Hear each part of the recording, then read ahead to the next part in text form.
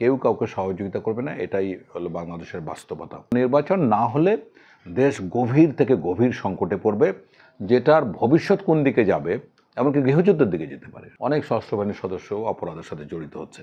নির্বাচন হবে বলে আমি ধারণা করছি, কারণ গত সপ্তাহ দুয়েক আগে প্রফেসর ইউনূস নিজে আরেকবার বলেছেন যে আসলে তার পক্ষে নিরপেক্ষ নির্বাচন করা কতটুকু সম্ভব হবে উনি সংশয় প্রকাশ করেছেন। সাথে উল্লেখ করেছেন যে কোনো পক্ষই তাকে সমর্থন করছে না, সহযোগিতা করছে না। তো এটা একটা অবশ্যই খুবই হতাশাজনক। আপনার মনে আছে যদি শাহাবুদ্দিন আহমেদ যখন তত্ত্বাবধায়ক সরকার হিসেবে পার্লামেন্ট হলো, তারপরে কিন্তু উনি আক্ষেপ করে বলছেন কেউ কিন্তু তাকে সহযোগিতা করেনি। এটাই বাংলাদেশের কালচার। কারণ এখন ক্ষমতায় যাওয়ার জন্য রাজনৈতিক দলগুলির যে নগ্ন প্রতিযোগিতা দলকেন্দ্রিক, সেখানে কেউ কাউকে সহযোগিতা করবে না, এটাই হলো বাংলাদেশের বাস্তবতা। তবে এত কিছুর পরে প্রফেসর ইউনূসের মতো ব্যক্তিত্ব, এবং আমি সবচেয়ে গুরুত্ব দিচ্ছি যে সেনাবাহিনীর প্রধান RICL TMX, যুগের পর যুগ স্থাপনা থাকে মজবুত। তার একটা আকাঙ্ক্ষা, তার একটা ইচ্ছা যে একটা ভালো নির্বাচন হোক এবং নির্বাচন দিয়ে সবাই যার যার কাজে ফিরে যাক।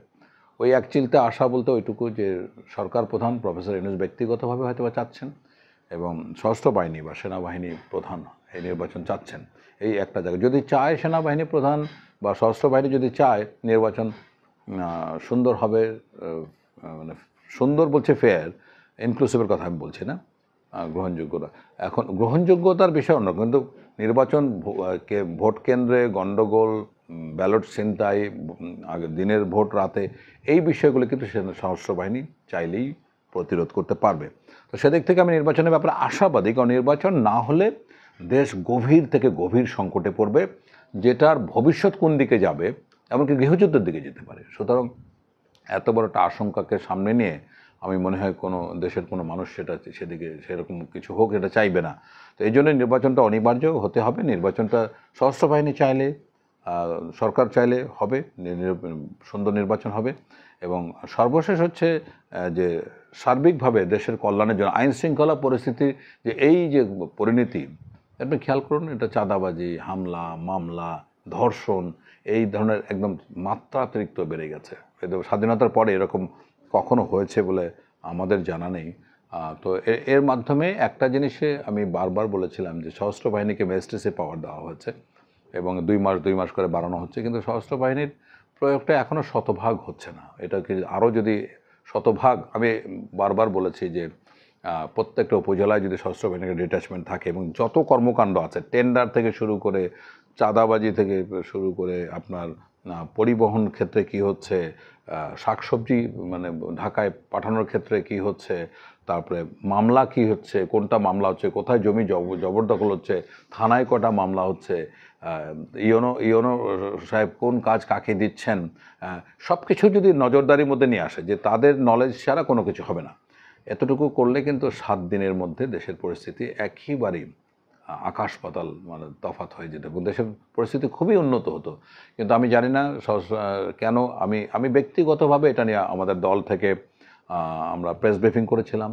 আমি সেনাবাহিনীর সর্বোচ্চ পর্যায়ে যোগাযোগ করেছি ব্যক্তিগতভাবে যে হচ্ছেটা কি, কেন ম্যাজিস্ট্রেসি পাওয়ারের এত অপব্যবহার করা হচ্ছে। তারপরে প্রায় মাস দুয়েক আগে, ঈদের আগে বিশেষ করে খেয়াল করেছেন যে সশস্ত্র বাহিনী কিন্তু বেশ অ্যাক্টিভলি কাজ করছে, এখনও করছে, বাট তাদের তো সীমাবদ্ধতা আছে, তারা সব জায়গায় চাইলেই পৌঁছতে পারে না। যেমন দ্বিতীয়ত হলো যে দীর্ঘদিন যদি মানে সেনাবাহিনী সশস্ত্র বাহিনী মাঠে থাকে, তাহলে সেনাবাহিনীর উপরে যে একটা ভীতি, এটাও কিন্তু মানুষের সহজ হয়ে যায়। এবং আমাদের তো মানে আমি একজন সাবেক সদস্য হিসেবে মনে করি সবচেয়ে বেশি ক্ষতিগ্রস্ত হচ্ছে সেনাবাহিনী বা সশস্ত্র বাহিনী এখন। তাদের প্রশিক্ষণ, তাদের ওয়েলফেয়ার, তাদের অনেক কিছুই ভীষণভাবে বিঘ্নিত হচ্ছে। বা আপনি দেখুন এর মধ্যে যে পুলিশে কাজ করতে করতে করতে সাবেক বর্তমান অনেক সশস্ত্র বাহিনীর সদস্য অপরাধের সাথে জড়িত হচ্ছে। তো এটা তো কাঙ্ক্ষিত নয়। দেখুন সশস্ত্র বাহিনী বাংলাদেশের ভরকেন্দ্র, এই একটা জায়গা যদি আমরা ডিস্টার্ব করি তাহলে কিন্তু জাতির অস্তিত্ব বিপন্ন হয়ে যাবে।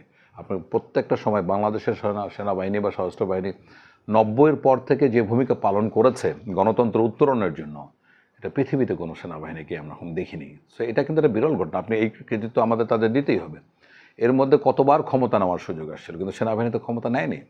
বরং এই সেনাবাহিনী প্রধান প্রথম বলেছেন নির্বাচন 18 মাসের মধ্যে হলে ভালো হয়।